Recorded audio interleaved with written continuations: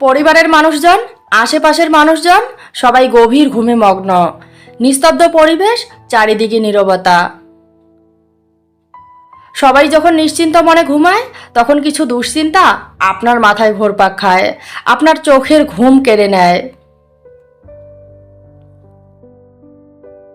শরীরটা ঠিকই বিছানায় পড়ে আছে, কিন্তু বুকে চাপা কিছু কষ্ট ঘুমোতে দিচ্ছে না।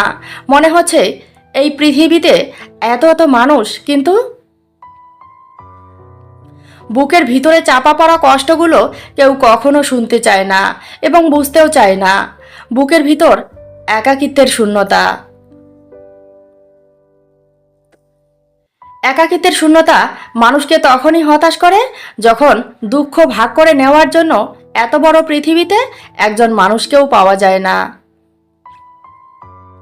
এই পৃথিবীতে নিজের সুখগুলোকে ভাগ করে নেওয়ার জন্য অনেক আত্মীয় স্বজনকে পাবেন, আপন মানুষকে পাবেন,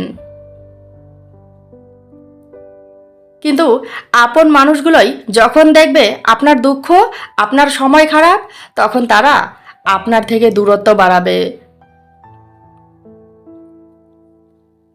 মনটা যখন খারাপ থাকে, তখন আপন মানুষগুলো সান্ত্বনা দেয় না, পাশে থাকে না।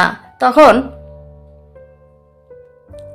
কিছু কিছু আপন মানুষ আছে, আপনার ভুল খুঁজতে শুরু করবে, আপনাকে আঘাত দিয়ে কথা বলবে, আপনার মন খারাপের কারণ হবে।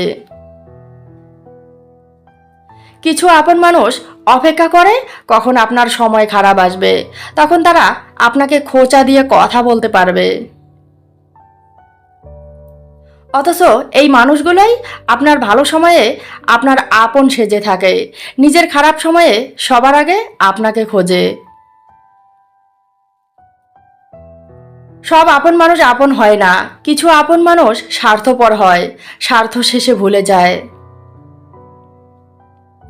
কিছু মানুষের সাথে রক্তের সম্পর্ক থাকলেও শত্রুর চেয়েও বেশি ভয়ঙ্কর হয়, তারা সব সময় আপনার ক্ষতি চায়। এই বিশাল পৃথিবীতে হাজার হাজার ভিড়ের মাঝেও প্রত্যেকটা মানুষই নিজের জায়গা থেকে একা। এটা মানুষ তখনই অনুভব করতে পারে যখন জীবনে খারাপ সময় আসে। এই স্বার্থের পৃথিবীতে স্বার্থ শেষে কেউই কারো নয়, এটাই বাস্তব। একটা বয়সের পর নিজের বাবা মাও নিজের স্বার্থের দিকে তাকায়। বিশ্বাস হচ্ছে না? আপনি যদি ছেলে হয়ে থাকেন,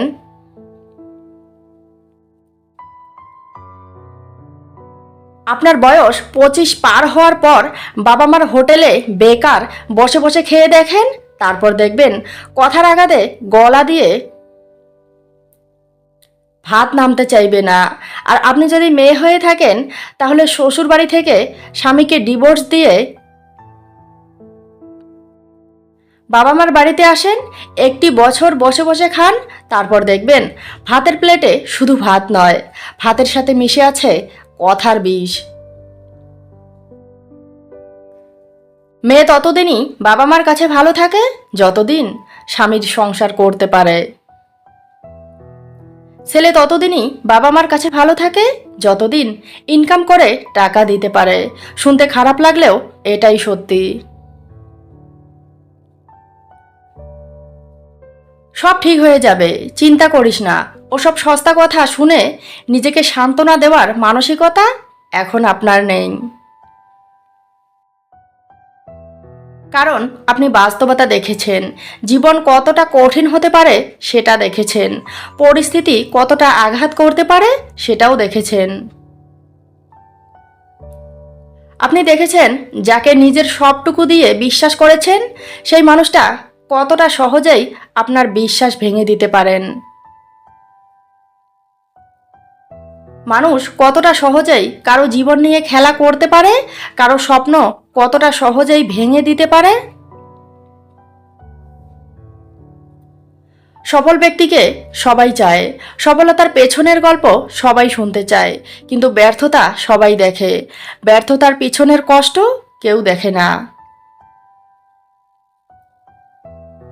কখনো ব্যর্থ হলে মন খারাপ করো না, অন্যের কথায় ভেঙে পড়ো না, চেষ্টা চালিয়ে যাও, ধৈর্য ধরো, সফলতা একদিন আসবে।